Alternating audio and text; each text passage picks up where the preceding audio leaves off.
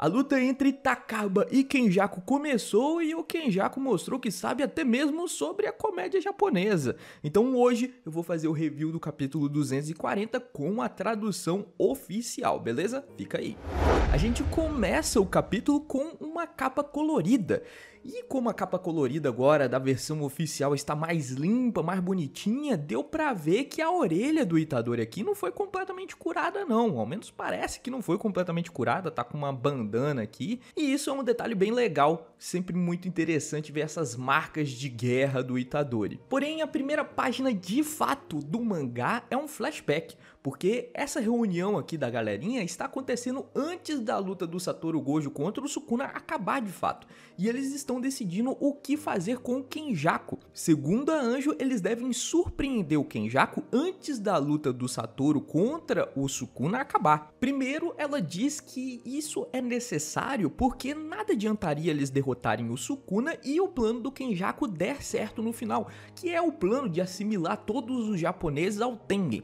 Só que isso daqui é balela, a Anjo tem uma memória fraca aqui porque não tem como fazer isso. Para o Kenjaku realizar esse feito, primeiro ele teria que matar todos os participantes, incluindo o Yuta Hakari e até mesmo a Miwa, que estão aí, por isso não seria possível para o Kenjaku terminar o jogo do abate antes de todo mundo morrer. Então esse primeiro argumento aqui do porquê que eles devem encarar o Kenjaku antes da luta do Sukuna acabar não foi muito bom não foi muito válido.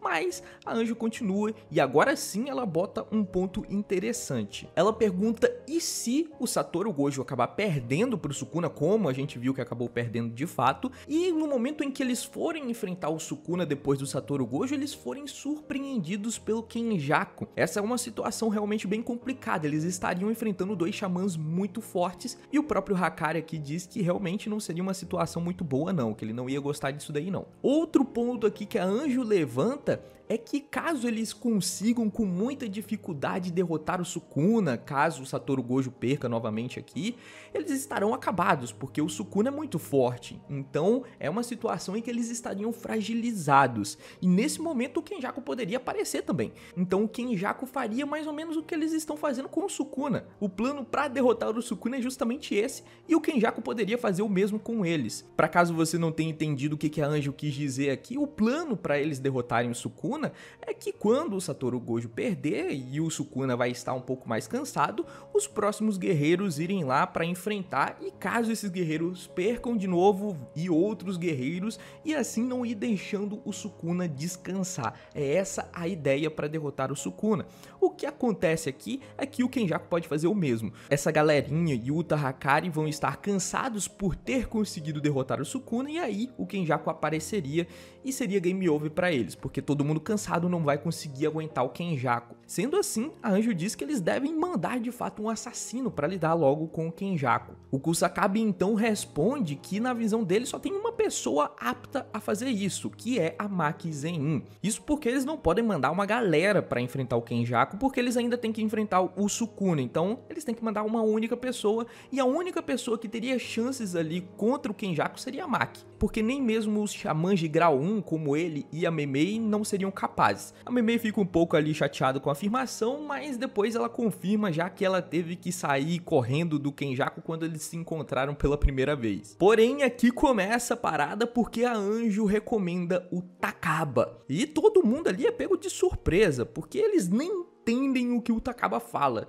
Não é só a gente que fica meio bolado assim com as frases do Takaba não. Eles também não entendem o que o Takaba fala. Tanto é que o Kusakabe fala que a única coisa memorável naquele cara é que ele fica andando com aquela roupa colada nas partes. Então ninguém aqui bota fé no Takaba não. Mas a Anjo consegue convencer no momento em que ela explica a técnica do Takaba, e ela pede para que não falem sobre a técnica do Takaba pro Takaba, porque isso pode acabar dando ruim. O Takaba pode acabar perdendo ali a sua própria habilidade inata se ele souber como a sua habilidade funciona, como a gente tem dito várias vezes, né? A habilidade do Takaba é ele fazer com que as coisas que são engraçadas se tornem realidade. Se ele souber que é assim que a sua técnica funciona, então talvez ele pare de achar as coisas engraçadas, porque ele vai saber que tudo tudo tá vindo do seu poder, e não necessariamente as outras pessoas vão achar isso engraçado. Isso pode ser algo ruim pro Takaba saber. A Anjo então conta pra galera qual é a técnica do Takaba, mas não é revelado tudo pra gente. E isso dá a entender que talvez a técnica do Takaba tenha algumas outras nuances que a gente ainda não sabe. Se você não está lembrado, a Anjo foi salva pelo Takaba no momento em que perdeu um braço e uma asa quando enfrentou o Sukuna, dando a entender que talvez ela saiba alguma coisa que a gente ainda não sabe sobre a própria habilidade do Takaba. Então a gente vai ter que esperar essa luta do Kenjaku contra o Takaba rolar mais aí pra gente ver qual poder de fato é o do Takaba. Enfim, a gente parte então para a luta dos dois.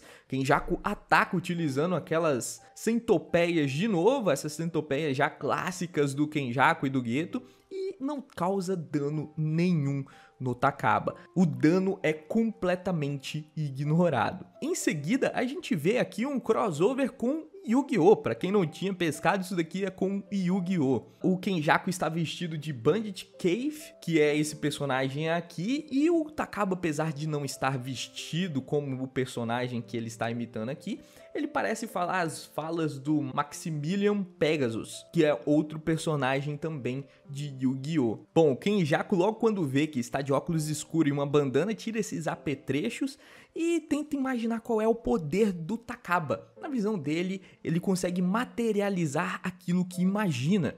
E no pior dos casos, os 1000 anos de conhecimento em Jujutsu do Kenjaku não vão funcionar contra ele. Coisa que é absurda, cara. Se ele consegue materializar tudo que imagina, com certeza não vai adiantar muito as experiências que você teve, porque é algo muito inesperado que pode acontecer nessa luta. É isso que o Kenjaku entendeu. E ele até mesmo elogia o Takaba aqui. Fala que ele é um jogador excepcional, porém, toda técnica tem um ponto fraco. Então ele vai buscar o ponto fraco da técnica do Takaba.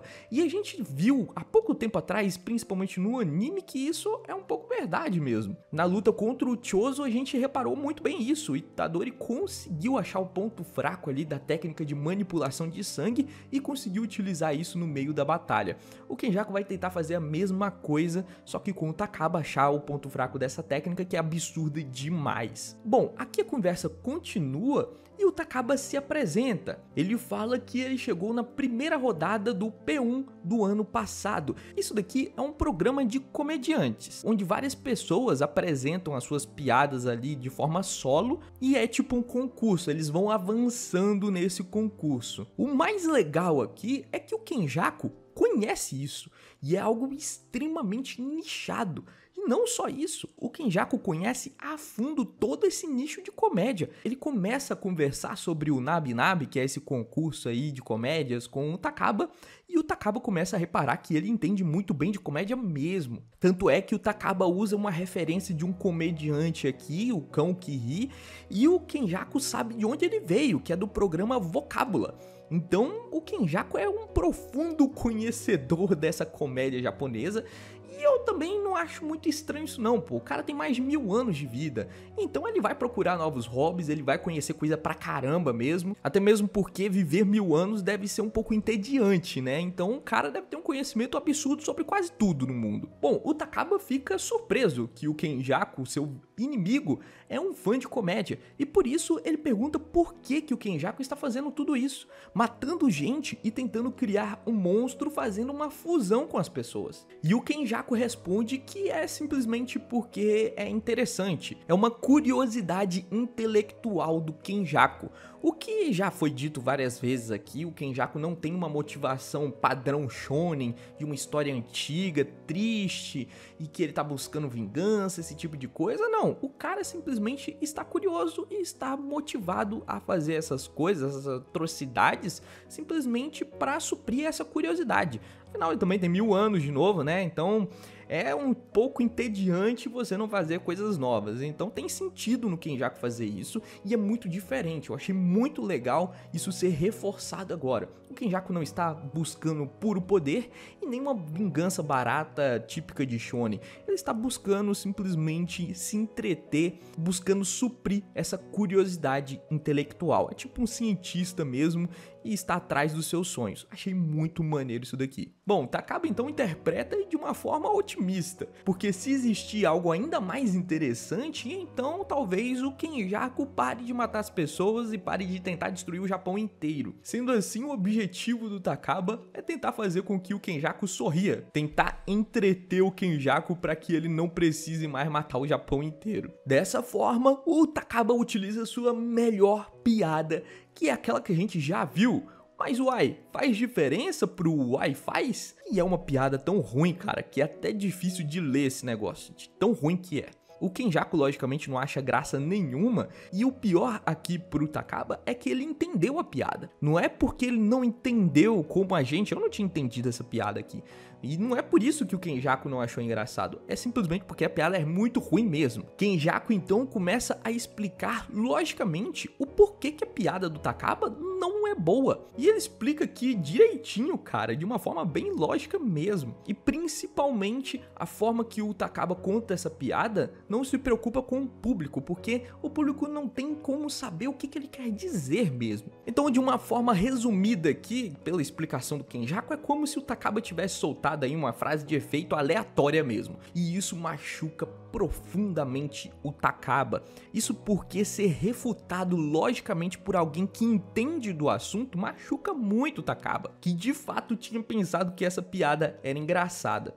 O mais legal aqui é que ficou claro que o Takaba acabou materializando um lugar inteiro, e é um lugar muito parecido com o seu antigo chefe. Quando a gente viu o Takaba ainda como comediante normal, apresentando seus shows muito ruins, a gente vê também um chefe dizendo mais ou menos o que o Kenjaku disse. O Kenjaku reforça aquilo que apareceu no passado do Takaba, que é para que ele pense mais no público quando estiver criando as suas piadas, para que o público entenda o que o Takaba quer dizer. Mas enfim, apesar disso daqui ser uma loucura total, o que eu achei interessante é que o Takaba ainda não pescou como é que funciona o poder dele mesmo. Ele acaba de materializar um lugar inteiro e ele aqui ficou claro que não reparou como isso aconteceu. Simplesmente ele aceitou que o mundo mudou à sua volta. E materializar todo um ambiente, isso demonstra também a potência do poder do Takaba. Ele não só anula os golpes que vêm em direção a ele, e não só também aumenta sua energia amaldiçoada, esse tipo de coisa,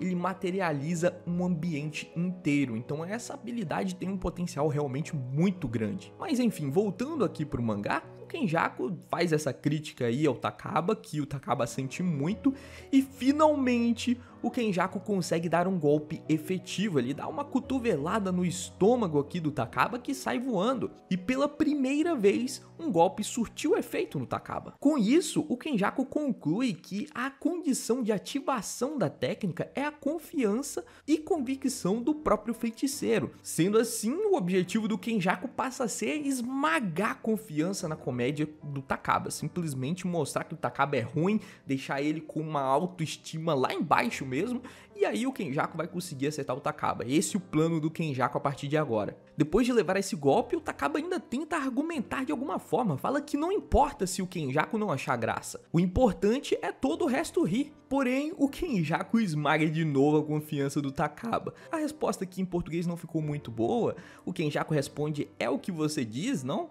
E basicamente ele quer dizer algo parecido assim: ah, você mesmo? Você acha que é capaz de fazer todo mundo rir? Sério mesmo? É tipo isso que o Kenjaku quis dizer. Na tradução em inglês está um pouco melhor para interpretar o que o Kenjaku quis dizer. E novamente o Kenjaku está lá reforçando que o Takaba não é engraçado. E o Takaba então fica pistola e solta ali uma provocação para fazer uma competição de caretas. Quem ri primeiro perde. O Takaba faz a sua careta, o Kenjaku faz a careta dele também igual. Diga-se de passagem, essa careta é muito igual à careta que o Itadori fez. Tal mãe, tal filho, então aqui, né? E depois de fazer essa careta, quem ri é o Takaba, levando então mais um golpe do Kenjaku. De novo, o Takaba sai voando depois dessa porrada. No chão, o Takaba começa a se questionar. Ele acha o Kenjaku muito engraçado e começa a questionar do próprio humor. pensa ali que aquele amador é mais engraçado do que ele mesmo. Ele de fato acha o Kenjaku muito engraçado e isso vai corroendo o Takaba. Mas depois dessa bad vibes aí do Takaba, ele começa a tentar se motivar um pouco. Ele começa ali a falar, tá, eu também sou engraçado, eu também sou engraçado, eu sou engraçado. E quando ele levanta a cabeça, ele dá de cara com o Hazenoki morto. E isso acaba de novo com toda a autoestima que o Takaba estava reconstruindo. Ele tá de frente com o cadáver e não tem como ele achar graça nisso. O Kenjaku então aparece e pergunta, que foi? Você é um comediante, né?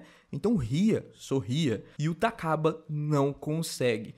E também pudera, né, cara? Ele tá com um defunto na frente dele, ele não consegue rir. Fazer comédia com o Kenjaku não tem a mínima graça. E se ele não consegue rir, então ninguém do público também consegue rir. Isso tudo vai entrando na cabeça do Takaba e ele começa a questionar até mesmo por que ele acabou virando um comediante. Acabando assim o capítulo de hoje, mas tem mais um adendo aqui, porque a gente tem as frases finais do capítulo que geralmente não aparecem na versão oficial, mas nas outras versões aparecem.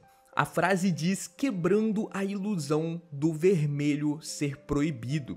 O que o comediante irá fazer com essa recepção fria? É essa a frase que a gente tem, e se você não entendeu, é porque você não viu um vídeo meu explicando um pouco sobre a habilidade do Takaba, esse vermelho ser proibido. Eu vou dar uma explicação aqui rápida, o que é esse vermelho aqui que é proibido. Se você quiser saber mais, depois você vê o vídeo que eu postei sobre a habilidade do Takaba. Mas basicamente ele se inspira nesse show de comédia e lá o vermelho é proibido, o sangue é proibido. Até mesmo por isso que a sua técnica anula o sangramento que ele tem quase que instantaneamente. Isso porque nos shows de comédia que o Takaba gosta é completamente proibido qualquer menção a sangue. Então essa frase quer dizer isso, mas só no próximo capítulo pra gente ver de fato o que vai acontecer com essa proibição do vermelho, né? Vai que ele ressuscite o Hazenoki, né? Porra, aí seria uma parada bem bizarra mesmo, né? Mas a gente não sabe o que pode vir da habilidade do Takaba. É uma habilidade